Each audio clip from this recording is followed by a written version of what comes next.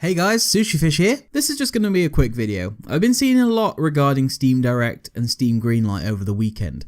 So for those of you who don't know what Steam Greenlight is, it's a platform on Steam where devs can put their game up for review from the community. If the game gets a certain amount of support, then it gets greenlit. Games such as Superhot and The Stanley Parable were both greenlit games. Now Greenlight is infamous for its bad games. A lot of these games just get greenlit for a joke or some other strange reason which I don't really understand. Other than the stuff that you may have already heard of by word of mouth or played yourself, some YouTubers and game journalists such as Jim Sterling have been cracking down on a lot of these cheaply made games which are riddled with just store-bought assets. Now, this wouldn't be too much of a problem if you're a starting dev and you're just trying to find your feet, you're trying to get used to the engine you're using and stuff like that, but charging money for this, even if it's over $1, is just far too much. So to the point of this video, Valve have recently been saying that they're looking to change the way that Greenlight works, and that way being to change Greenlight entirely and turn it into a whole new identity called Steam Direct.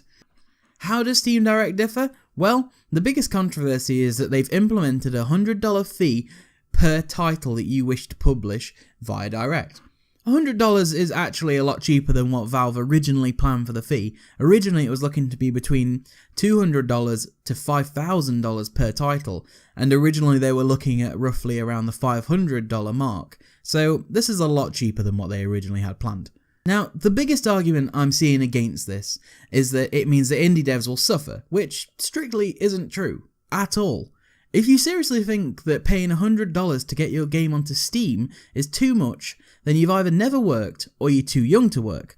I know for a lot of people $100 seems like a lot to spare, but if you do your pre-production right and you put, let's say, $16 away each month, you'll have $100 in 6 months. That, I would say, is about the bare minimum of how long you should be working on developing a game. If somebody came up to me and said, oh, here you go, I made this game in, let's say, a month or so, or just overnight, which I do know there's a lot of charity events where developers come together and make a game overnight, and quite a few successful games come out of it, but they're worked on afterwards. Another argument I see against the fee is that people are saying they aren't going to make that $100 back. Now, if you're putting a game onto Steam, and you're saying that your game isn't going to make $100 back, you need to step back and consider if you should actually be publishing this game via Steam in the first place, or even publishing the game at all. There are plenty of alternatives out there where you can submit your game, such as GOG, GameJolt, and there's plenty of other sites. You can easily find them through Google or Reddit, or just however you want to find them. If you do publish onto something else, or even make the game web-based, then you can do something like Superhot that actually started off as a browser game, took donations, managed to get the marketing right for it, and is now one of the biggest indie games on Steam. And after all, there are so many different ways to get your game out to people. There are so many free ways you can do it. You can use social media, Reddit, forums. It's really all about the amount of effort you want to put into it. Reddit, for example, has a fantastic subreddit which is dedicated to getting people to play your game, which is usually picked up by Let's Players, so already you've got a free market there. Ultimately, I didn't want to go into too much depth about this. I just wanted to put my thoughts out there. I believe that honestly, if you have a good game, and I don't mean a game that you and your friends like, I mean a game that people outside of your circle like, then you won't have a problem making that money back. I also understand that a lot of people are simply saying that Valve are implementing this because they can't be bothered to moderate Greenlight, which I think from our end as consumers and users of Steam, I can understand why people are coming to that conclusion, but I think it'll also deter a lot of people who are just trying to make a quick buck. And this goes back to some of the developers that I've mentioned before. Overall, I don't think this fee is a bad idea. I think it's actually quite good. I think that we will see a whole new community base, which will hopefully lead to some less toxic devs who think that they can get away with censorship or other crappy stuff like that. So if you are an indie dev, don't let this put you off. The passion you have for making games should be the thing that pays off for you. Getting people to play it and leaving you feedback and watching your game grow will be a monumental feeling, and it's devs like that Steam are trying to attract. Devs that are willing to put their heart and soul into creating the next big thing.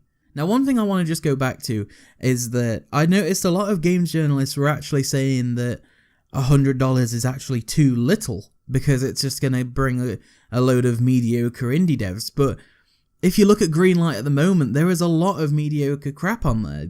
So what's the difference? If it deters these people from making bad games, then there'll be, say, you know, 1 bad game to every 10 good games, rather than probably, like, let's say, like 5 bad games to every 10 good games at the moment, which would be absolutely fantastic. That's all I'll talk about for this subject. I think I might come back to it if anything good develops on it, but for now, I think I've said what I need to say. It's just my initial thoughts about it. So thank you very much for watching. Leave a like and comment, and let me know what you think to Steam's news, and if it affects you as an indie developer, because that'd be quite interesting to see what other indie developers think about this, because obviously it's you that's going to be affected the most. My new video should be up in the next few days, so if you don't want to miss that, hit subscribe, and I shall see you next time. See ya!